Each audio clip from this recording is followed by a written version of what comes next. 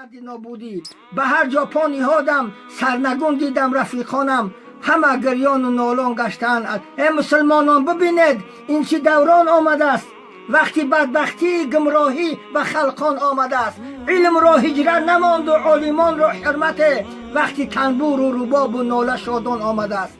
عالم از در آید با هزاران علم و فن مردمان گویند که این مرید شیطان آمده است. صوفی از در آید با هزاران آهوا مردمان گویند که سائل از پس نان آمده است.